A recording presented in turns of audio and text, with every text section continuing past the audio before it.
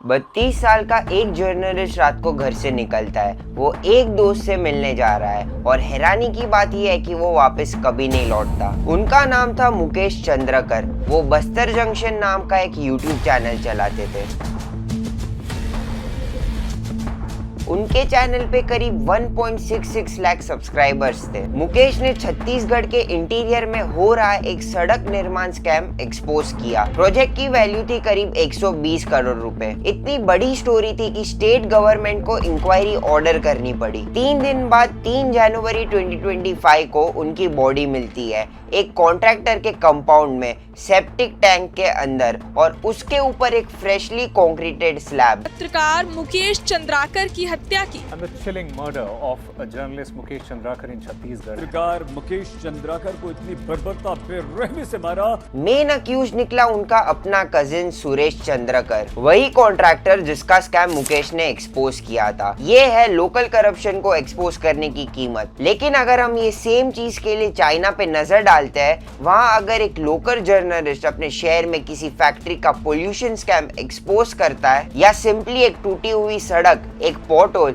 या एक municipal contractor की गड़बड़ी पे वीडियो बना के स्टेट मीडिया पे अपलोड कर देता है, तो गवर्नमेंट इमीडिएटली सड़क रिपेयर करती है और कई डॉक्यूमेंटेड केसेस में वो जर्नलिस्ट पब्लिकली रिवॉर्ड किया जाता है। चाइना की स्टेट टीवी पे एक फेमस शो चलता है, फोकस रिपोर्ट। 1994 से ये एक ही काम करता है, लोकल करप्शन को एक्सपोज करना, और चाइनीज गवर्नमेंट इसे अपना हथियार बना के यूज करती है। ये मॉनिटर करता है कि सारे ऑफिसर्स अपनी ड्यूटी निभा रहे हैं कि नहीं। और यहाँ से शुरू होता है आज का असली सवाल, इंडिया में सच बोलना इतना खतरनाक क्यों हो गया है? एक देश जो खुद को वर्ल्ड लार्जेस्ट डेमोक्रेसी कहलाता है, और दूसरी तरफ एक ऐसा देश जहाँ डेमोक्रेसी भी नहीं है, फिर भी वहाँ सच बोलने वालों को इनाम क्यों मिलता है? क्योंकि ये सिर्फ एक केस नहीं है, ये एक पूरा सिस्टम है जो पिछले 10 साल से चुपचाप देश के सबसे ऑनेस्ट जर्नलिस्ट की आवाज को दबा रहा है। चालू करने से पहले चैनल को सब्सक्राइब जरूर कर लेना। मुझे पता है कि चाइना भी कोई अच्छी जगह नहीं है, वहाँ प्रेस की आजादी तो बिल्कुल भी नहीं है। वर्ल्ड प्रेस फ्रीडम रैंकिंग्स में चाइना 172 पर है 180 देशों में से, मतलब दुनिया के वर्स्ट देशों में से चाइना एक है। तो ये कंपैरिजन चाइना की तारीफ करने के लिए नहीं है,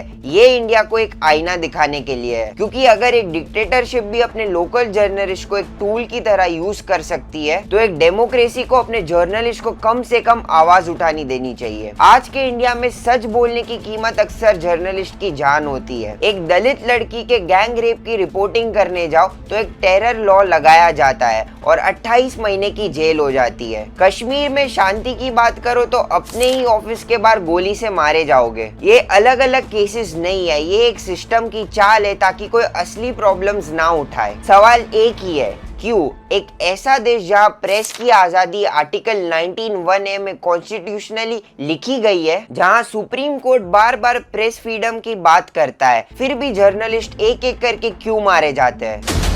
यहाँ लोकल पॉलिटिशियन, कॉन्ट्रैक्टर्स और पुलिस ऑफिसर्स सब एक ही चीज में बंधे हैं, पैसा प्रोटेक्शन और साइलेंस का फ्लो। सब एक ही नेटवर्क के अंदर चलता है। तो जब एक जर्नलिस्ट का स्कैम एक्सपोज होता है तो सिर्फ एक ऑफिसर एक्सपोज नहीं होता, पूरा पिरामिड हिलता है। और उस पिरामिड को बचाने के लिए जर्नलिस्ट को साइलेंटली खत्म करना ही सबसे सस्ता ऑप्शन बन जाता है, वो भी बिना किसी को अरेस्ट किए या बिना किसी को नोटिस भेजे। चलिए जानते कुछ ऐसे बहादुर जर्नलिस्ट की कहानी। 5 सितंबर 2017 बेंगलुरु, गौरी लंकेश जो 55 साल की सीनियर जर्नलिस्ट थी, जो अपनी वीकली गौरी लंकेश पत्रिका चलाती थी, और वो जैसे ही घर के गेट के अंदर गाड़ी से उतरती है, 2 मोटर बाइक रुकती है और उनके ऊपर 3 गोलियां फायर होती है और वो अपने ही गेट के सामने शहीद हो जाती है। उनका जुर्म क्या था? वो राइट विंग पॉलिटिक्स और धर्म के नाम पे हो रही वायलेंस के खिलाफ लगातार लिखती थी, वो भी प्रॉपर सबूत के साथ। पुलिस की स्पेशल टीम SIT ने 18 लोगों पर चार्जशीट फाइल की। ये सब लोग एक ही हार्डकोर राइट विंग ग्रुप से जुड़े बताए गए। 14 जून 2018 श्रीनगर, सुजत बुखारी राइजिंग कश्मीर के एडिटर अपने ऑफिस के बाहर जैसे ही निकलते हैं, उन पर गोलियां चलाई जाती है और क्रॉस फायर में 2 सिक्योरिटी गार्ड भी मारे जाते हैं। उनकी आइडियोलॉजी थी पीस जर्नलिज्म और कश्मीर में हो रही सारी गलत चीजों को एक्सपोज करना। कमिटी टू प्रोटेक्ट जर्नलिस्ट के डॉक्यूमेंटेड रिकॉर्ड्स के मुताबिक पिछले कुछ सालों में 20 से ज्यादा जर्नलिस्ट इंडिया में मारे गए और कन्विक्शन रेट 10% से भी कम था। और ये जो जर्नलिस्ट शहीद नहीं हुए, उन्हें लीगल आर्किटेक्चर स्ट्रक्चर के अंदर दफनाया गया। 5 अक्टूबर 2020 केरला के 42 साल के जर्नलिस्ट सिद्दीकी कप्पन 19 साल की दलित लड़की के साथ हुए गैंग रेप की ऑन ग्राउंड रिपोर्टिंग करने जा रहे थे। यूपी पुलिस ने मथुरा टोल प्लाजा पर उनको रोका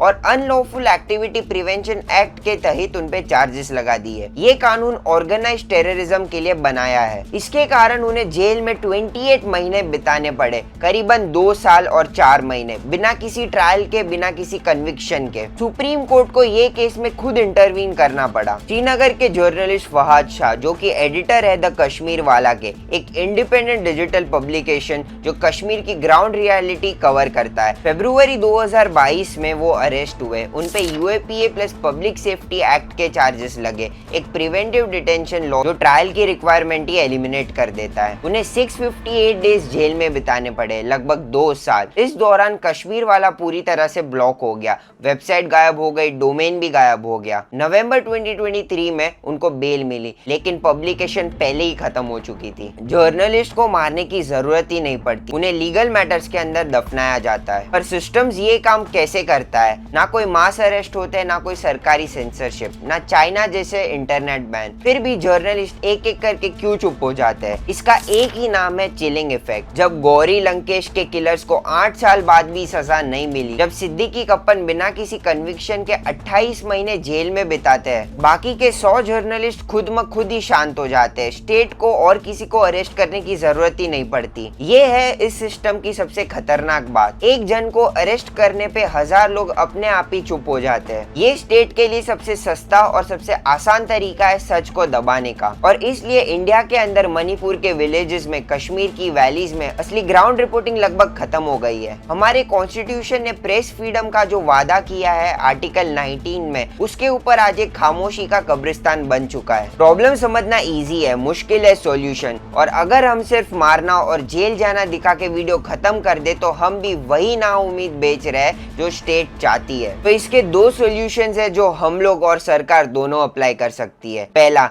जर्नलिस्ट की सुरक्षा के लिए एक सेंट्रल कानून। अभी सिर्फ महाराष्ट्र में 2 से 3 स्टेट्स में छोटे छोटे कमजोर कानून है। हमें एक ऐसा सेंट्रल लॉ चाहिए जो जर्नलिस्ट को धमकाने वाले के लिए एक साफ साफ क्रिमिनल सजा डिफाइन करे। दूसरी, इंडिपेंडेंट जर्नलिज्म को पैसे दो। बड़े टीवी चैनल्स फंसे हुए हैं एडवर्टाइजर्स और गवर्नमेंट के बीच में। असली इन्वेस्टिगेटिव जर्नलिज्म आज द वायर, ऑल्ट न्यूज जैसे प्लेटफॉर्म्स पर हो रही है, जो रीडर्स के पैसे पर चलती है। इन्हें सब्सक्राइब करो और पैसे दो। मुकेश चंद्रकर की बॉडी मिलने के बाद जुडिशियल इंक्वायरी बैठी। अक्यूज जेल में था, रोड कॉन्ट्रैक्ट कैंसिल हुआ और कंपेंसेशन अनाउंस हुई। सुन के बड़ा ही अच्छा लगता है, लेकिन एक बात याद रखना, ये सब तभी हुआ जब मुकेश ने अपनी जान दे दी। अगर वो जिंदा रहता तो शायद वो सड़क आज भी टूटी रहती, वो 120 करोड़ किसी और के जेब में रहते। ये है वो स्ट्रक्चरल एसिमेट्री जो किसी भी वीडियो में नहीं बताई जाती। ये वीडियो ज्यादा से ज्यादा शेयर कर देना। कमेंट्स में मेरे को जरूर बताना आपको ये वीडियो कैसी लगी। चैनल को सब्सक्राइब भी कर लेना। मिलते हैं नेक्स्ट वीडियो में।